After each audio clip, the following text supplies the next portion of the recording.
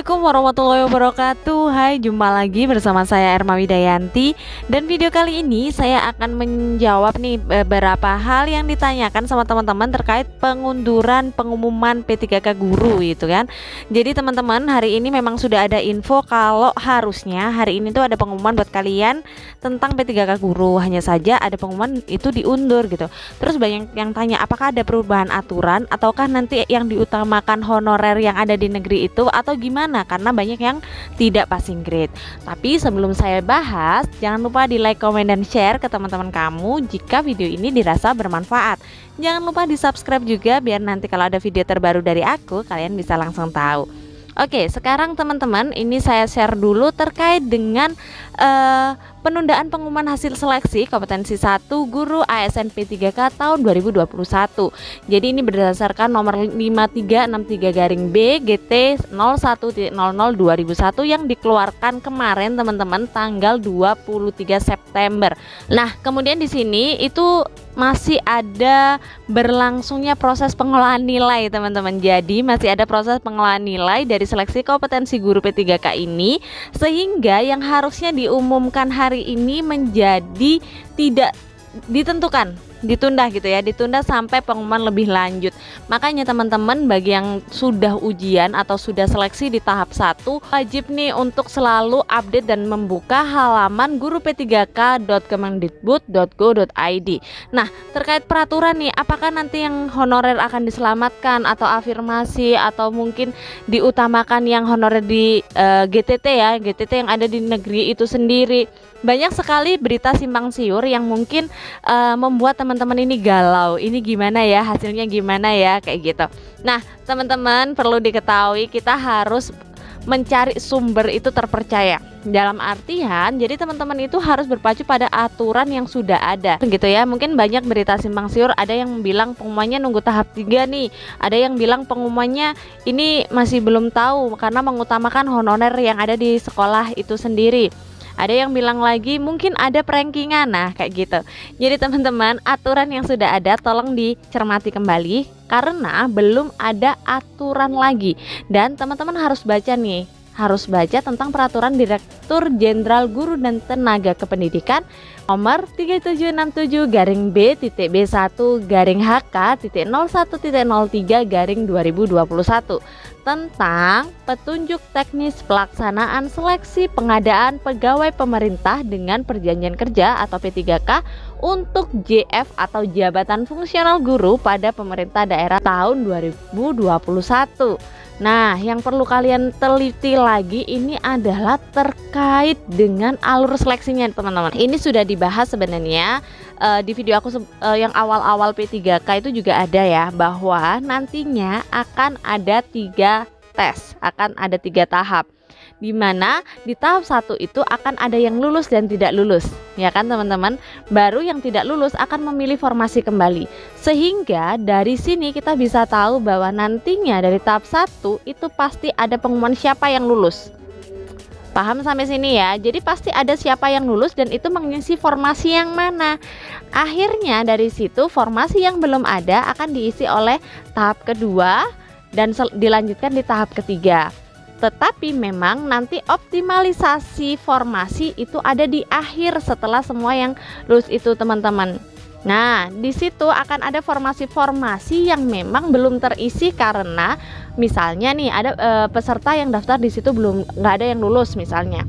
Terus kalau ada perankingan gimana? Nah, ini sesuai dengan kebijakan. Kita detail lagi di aturan permennya ini ya teman-teman. Jadi teman-teman kalau baca usahakan tuntas. Di situ sebenarnya udah dijelasin. Nah, aku jelasin lagi ya. Di tahap 1 ya kan, tahapan seleksi kompetensi 1 ini atau tahap 1 ini diperuntukkan bagi THK 2 sesuai dengan pangkalan database ya, Badan Kepegawaian Negara BK, dan guru non ASN yang aktif mengajar di sekolah negeri di bawah kewenangan pemerintah daerah provinsi, kabupaten atau kota yang terdaftar di Dapodik. Pelamar seleksi kompetensi 1 wajib memilih formasi di sekolah tempat pelamar mengajar saat ini yang sesuai dengan kualifikasi akademik atau sertifikat pendidik. Apabila tidak tersedia yang sesuai di sekolahnya, pelamar diarahkan untuk memilih formasi yang sesuai pada sekolah lain dalam satu daerah, sesuai dengan kewenangan pengelolaan pendidikan. Makanya kemarin kan sempat ada riset juga gitu ya, ketika memilih sekolah lain ternyata bisa diriset kembali ke sekolahnya. Atau mungkin teman-teman udah milih sekolah lain tapi pastinya kebanyakan memilih di dalam satu daerahnya itu gitu ya teman-teman. Dan semuanya itu akan ada pengumuman nantinya yang diumumkan secara terbuka melalui halaman guru-p3k.kemendikbud.go.id dan juga halaman gtk.kemdikbud.go.id. Jadi dua halaman ini yang resmi. Kalau teman-teman itu dapat informasi dari yang lain, mohon difilter dulu. Jadi jangan, oh ini lolos, ini nggak lolos. Nah, jangan dulu nih, karena resminya ada di guru-p3k.kemdikbud.go.id atau gtk.kemdikbud.go.id. Paham ya? Jadi pengumumannya di situ. Jadi teman-teman yang udah lolos kemarin atau udah serdik atau dapat afirmasi usia misalkan untuk menambah skor. Nah, ini lagi diproses nih, dihitung nilainya. Makanya teman-teman sarapan dulu, pasti nanti diumumin. Nah, bagi teman-teman yang nggak PG atau bagi teman-teman guru swasta, kemarin mungkin dapat info ini kemarin katanya pengumuman di tahap 3 langsung, rankingnya gitu. Gimana dengan kita, apalagi yang swasta yang belum bisa memilih formasi gitu ya. Oke, jadi kalian bisa cek lagi di aturan itu atau di petunjuk teknis itu bahwa seleksi tahap 2 adalah 1. Pelamar yang tidak lulus pada seleksi kompetensi 1. Jadi teman-teman yang kemarin belum PG, belum lulus nih, ada kesempatan. Nah, yang kedua adalah guru non ASN yang mengajar di sekolah swasta dan terdaftar di Dapodik. Dan yang ketiga, lulusan pendidikan profesi guru atau PPG yang belum menjadi guru dan terdaftar di database lulusan PPG Kemdikbudristek. Jadi ini adalah peserta PPG prajabatan yang dia itu udah ikut PPG, udah punya serdik tapi dia belum ngajar. Jadi boleh. Nah, pelamar yang tidak lulus pada seleksi kompetensi 1 sebagaimana dimaksud di angka 1 memilih ulang formasi. Ini teman-teman harus garis bawahi gitu ya. Memilih ulang formasi berarti kalian nanti bisa memilih formasi lain jika formasi yang ada di sekolah teman-teman atau formasi yang teman-teman pilih sebelumnya itu sudah terisi, sehingga teman-teman bisa memilih formasi lain. Atau jika memang belum terisi, teman-teman bisa tetap memilih formasi di sekolah yang teman-teman pilih sebelumnya. Paham? Karena di sini memilih ulang. Sedangkan guru non ASN sebagaimana dimaksud di angka 2 dan 3 memilih formasi karena belum terisi untuk pertama kali. Maksudnya apa?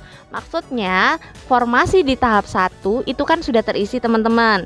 Nah, yang belum ini akan dibuka lagi, bisa dipilih oleh guru swasta dan juga lulusan PPG, kayak gitu. Jadi selanjutnya nih, bagi lulusan PPG sebagaimana dimaksud di angka 3 memilih formasi sesuai dengan domisilinya teman-teman. Jadi domisili dari pelamar dan pelamar lain memilih formasi dalam satu daerah kewenangan pengelolaan pendidikan serta sesuai dengan kualifikasi. Jadi kalau kualifikasinya nih misalkan bahasa Indonesia gitu ya. Jadi bahasa Indonesia di sini nih daerahnya ambil yang deket-deket aja teman-teman dalam satu daerah kewenangan pengelolaan pendidikan. Kalau Jatim sih biasanya kayak Jatim gitu ya. Tapi kalau kota kabupaten jelas itu daerahnya. Usahakan yang deket rumah lah, deket domisilinya lah gitu. Oke. Nah, di sini selanjutnya juga masih ada seleksi di tahap 3. Jadi seleksi ini dapat diikuti oleh pelamar 1, pelamar dari K2 yang tidak lulus kompetensi 1 dan 2, guru non ASN yang terdaftar di Dapodik yang tidak lulus di seleksi 1 dan 2, guru swasta yang terdaftar di Dapodik yang tidak lulus seleksi 2, dan lulusan PPG yang tidak lulus di seleksi 2, teman-teman. Jadi di sini K2, kemudian GTT negeri, GTT swasta, GTY swasta misalkan ya, kemudian lulusan PPG, ini semuanya berkompetisi kembali ya. Pelamar tersebut di atas dapat mengikuti seleksi dengan melakukan pemilihan formasi ulang melalui portal SSCASN BKN dengan formasi di sekolah yang masih tersedia formasinya. Nah, Jadi teman-teman, setelah ada tahap 1, tahap 2 akan ada formasi-formasi yang masih kosong gitu kan. Nah, di sini teman-teman di seleksi ketiga memperebutkan formasi yang masih kosong. Otomatis teman-teman harus memilih ulang formasinya. Pelamar dapat memilih kebutuhan P3K di seluruh sekolah wilayah Indonesia yang belum terpenuhi pada seleksi kompetensi 1, seleksi kompetensi 2 sesuai sertifikat pendidik atau kualifikasi pendidikan pelamar. Jadi teman-teman udah jelas di sini. Teman-teman bisa memilih satu Indonesia. Kalian mau pilih dimanapun, tapi yang belum terisi di tahap 1 dan juga tahap 2. Sehingga teman-teman yang sudah berjuang di tahap 1 sudah masuk nih. Nah, itu sudah terpilih formasinya, berarti formasinya udah habis. Tahap 2 gitu lagi kan, tadi udah dijelasin. Kemudian formasi yang masih kosong-kosong ini akan diperebutkan oleh teman-teman yang ada di seleksi tahap 3, kayak gitu. Selanjutnya, kalian bisa cek lagi dalam rangka pemenuhan formasi P3K untuk jabatan fungsional guru, pelamar yang tidak lulus seleksi tahap 3. Perhatikan, pelamar yang tidak lulus seleksi 3, tahap 3 atau kompetensi 3 akan mengisi formasi yang belum terpenuhi dengan ketentuan pertama, memenuhi nilai ambang batas dan peringkat terbaik. 2, jabatan yang akan diisi adalah jabatan yang kosong pada bentuk satuan pendidikan lain yang sama dengan jabatan dan bentuk satuan pendidikan yang dipilih pelamar pada seleksi kompetensi 3. Kemudian bentuk satuan pendidikan yang akan diisi berada dalam satu wilayah kemenangan kepenyelenggaraan pendidikan. Jadi misalnya gini, kalian ngelamar di Malang ya, formasinya cuma 1, ternyata ada yang lebih tinggi nilainya, otomatis kalian nggak lolos kan. Tetapi ternyata di luar kota, misalnya ada di Pasuruan, Madura atau mana itu kosong, kalian bisa dimasukkan di situ, kalian bisa diterima di sana, kayak gitu ya. Penentuan sekolah yang akan diisi kekosongannya berdasarkan 1, peringkat mutu dari satuan pendidikan. Jadi satuan pendidikan yang dinyatakan paling baik. Kalau ini pengukuran dari mana mungkin pemerintah yang tahu ya. Kemudian jarak dengan sekolah yang dipilih pelamar. Jadi diusahakan memang yang lebih dekat-dekat aja nih teman-teman. Diusahakan data dirinya udah jelas di awal, domisilinya tahu, itu biasanya dipilihkan yang dekat-dekat. Dan ketentuan lain yang ditetapkan oleh panitia penyelenggara seleksi berdasarkan peta kebutuhan guru.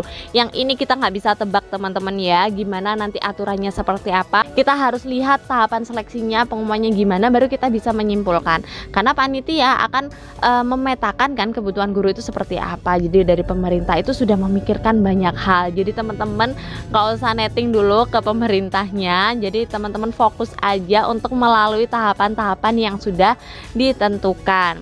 Karena apa? Di sini kalau kita baca juknis teman-teman, itu udah jelas bahwa prinsip dari seleksi adalah kompetitif, adil, objektif, transparan, bersih dari praktek korupsi, kolusi dan nepotisme atau KKN, serta tidak dipungut biaya. Jadi kalau menurut saya nih teman-teman yang lagi galau, ini pemerintah gini, mungkin ini ada gini, nggak perlu deh teman-teman fokus ke sana, rugi waktunya. Jadi teman-teman fokus aja bagi yang memang kemarin lolos sampai passing grade misalnya, kemudian punya serdik, ditunggu aja, sabar dulu pengumumannya kayak gimana. Kemudian bagi teman-teman yang nggak lolos, nggak perlu bingung, aku nanti gimana, ternyata seperti ini, ternyata seperti ini, nanti buang-buang waktu teman-teman. Mendingan teman-teman persiapin aja dirinya, belajar lagi sesuai dengan kisi-kisi yang sudah ada, sesuai dengan FR-FR yang ada atau pengalaman teman-teman dalam mengerjakan kemarin, untuk fokus belajar supaya nantinya di tahap 2 kalian bisa lolos kayak gitu. Gitu ya teman-teman.